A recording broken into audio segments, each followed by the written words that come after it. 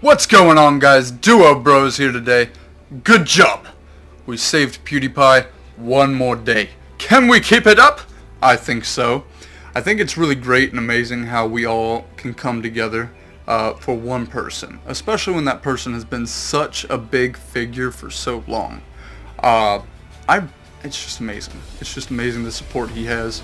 I mean, I went all over social media, and I don't have a following whatsoever, but I just tried my best to help him whatever way I could, and there were so many of us that did too. So many small YouTubers that are my friends that were doing it as well. You know, guys with 18, 10 subscribers, stuff like that. And I have 30 myself, and we were just out there doing what we could, putting out flyers and stuff, going out to Peach Wave, going out to Walmart, everywhere we could, and telling people just, you know, subtly, subscribe to PewDiePie, man. Subscribe, okay? And they would be like, okay, and they walk out. It's just something so beautiful. And Markiplier came out and was like, you know, doing his rant where he was like, we need to stop T-Series, because we really do. T-Series is not doing this correctly. They have subbot. And if you guys don't know what a subbot is, it's basically a YouTube account generator that subs to them automatically. So it keeps generating these YouTube accounts over and over and over again that are fake, that are subscribing to T-Series. That's how they're jumping around from, like, you know, millions, really, because I think this whole thing started when they were at like 30 million, and then all of a sudden they jumped to 65, and it's like, holy shit, they're right next to PewDiePie. So what are we gonna do about this? Well, we don't know. So in an unrelated matter, I will be talking about One Piece in this video. Like I said, I wanted to show my appreciation for you guys for coming out, helping us really support PewDiePie.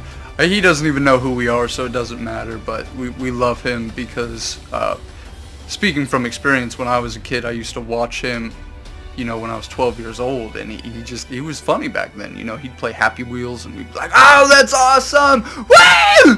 Go little Timmy! And he'd be like, Timmy! And we'd be like, oh, that's a South Park reference, and we'd be like, no, it's not. You know, we would just talk about the controversy behind the jokes he was saying, if there was any, or if it was just him.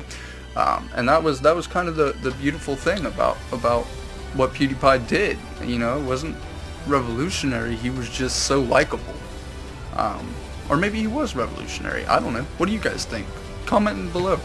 But anyway, getting into One Piece now. So, last chapter I covered Romance Dawn. Okay, that was a huge, awesome chapter to cover because you get introduced to the big hitters in One Piece. You get introduced to Shanks, you get introduced to Ben Beckman, who is Shanks' number 2, you get introduced to Lucky Roo, Higima's dead, but you get what I'm saying. You get introduced to all these wonderful characters. It's amazing. So then we get into chapter 2, and we see Luffy as an adult. And Luffy is just, you know, he's just this lovable guy. He's in a barrel because he ate all the apples. He got hungry, right? So he's in the barrel, he's eating the apples, whatever. He's in a little dinghy. If you guys don't know what a dinghy is, it's a little ship, you know, this size. It's about a 6-foot ship, you know, and he's got one barrel on there full of apples, and he's eating them, you know, doing whatever. And then he gets caught up in a whirlpool, just swirling around, and he ends up shipwrecking. And they find him in the barrel, and they open the barrel, and these two pirates are like, what the hell is that? And Luffy just pops up and just knocks them both out. And this is where we get introduced to a character named Colby. And if you guys don't know One Piece, Colby is kind of that wimpy kid that nobody really likes, to be honest, because he's just so wimpy. He has no potential, just really sad little kid getting bullied all the time. And Kobe warns Luffy about a character named Alvida, or Alvida, depending on how you talk. Now Alvida, she's the Wicked Witch of the West, of the East, really. She is this fat, huge woman carrying a steel club, and she rules the East Blue as the queen, supposedly. Whether that's confirmed or not, I don't know. But she calls herself the queen of the East Blue. And she's just, you know, she's the strongest amongst the riffraff there. She's really powerful. I mean, the club has to weigh 500 pounds. It's a huge club. The club's got to be at least 6 feet long. I mean, it's a huge steel club. And it smashes through shipwood easily, and it just flies everywhere. It's crazy. It's crazy. So Luffy hears about this Alvida, and he's like, Yep, where's the food? And he goes straight to the closet and eats all the food. Great, okay? Colby's flipping shit because he's like, he just met this guy, you know, who doesn't give a shit about the predicament he's in. And we find out Colby's backstory, how he was shipwrecked, kidnapped by these group of pirates, and forced to work for him. Lovely. Lovely. Love what you're going for, Oda. If you guys don't know who Oda is, he's the author of One Piece, which is the longest running manga. Can you believe it? 928 chapters, I think. 26, I think. Yeah, 926 chapters. It's insane. Anyway, so moving on, we get to Alvida versus Luffy finally, because Luffy, you know, he goes around, does his own thing, doesn't give a shit about anything, and ends up running into Alvida. And Alvida is like, "You son of a bitch," and throws her club at him. And this is when we find out that Luffy is rubber, and we find out that why that's special. And, you know, at first glance, being rubber is really kind of a sucky ability. I mean, when you first think about it, but it's actually amazing, right? So he's immune to blunt damage attacks. So when she hits him with his club, it just bounces back and the club goes nowhere, and he stretches his fist. And when he does this kind of thing, he goes, and it stretches all the way back, probably like 300, 500 feet, and it stretches, and it's just a shockwave, boom, and then it slings back. And this is like when you see the moment of terror on her face. She's like, and it just boom, and knocks her sky high. She's gone forever. And so that leads into Luffy freeing Colby. And you have this really beautiful moment where Colby's crying, and he's like, "I want to be a Marine. That's my new dream. I want to fight pirates, and I want to capture them after this experience I've had." You know, and I think that's amazing. When you can do a full 360 like that, it only takes one person to influence you in that way. And I think that's what really makes One Piece special, is that influence. Because it happens in real life all the time. You know, you could just be working at Walmart scanning, you know, fruit or whatever, and scanning milk, bloop, bloop, bloop, bloop, you know, making that stupid register noise. And then all of a sudden this guy comes up and you see him, or it could be a woman, you see this woman and you want to be exactly like them. You want to have the kind of money they have. You see what they're buying, you want to buy what they buy. And they just influence you in that way. Or maybe your parents. Maybe your parents came up from nothing. And just ended up owning everything. You know what I mean? Like, it happens, and it can be a wonderful experience. And I think that's why One Piece is really dawning on me, is because of the influence it can have on somebody. Anyway, so Luffy and Colby start on their new adventure by themselves, and they end up on this island. I can't think, for the love of me, I can't remember what the island's name is. But basically this island is ruled by a evil marine captain named Captain Morgan. And Captain Morgan will be special later on in a certain aspect. He's kind of riffraff now in the present story, but back then he was one of the, you know, tyrants of the East Blue. He was scary. He ruled his island with an iron fist. Well, literally. And what's special about Morgan is his name is Axe Hand Morgan. And he was in a brutal fight with a pirate, and his hand got cut off.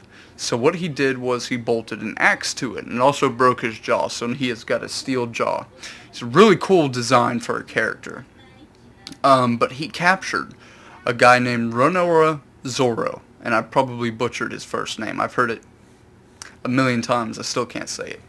And so what ends up happening is they find Zoro, and Luffy is like, "I want that guy on my crew. I don't think he's such a bad guy." And Kobe's like, "No, no, no, man. That dude is bad news.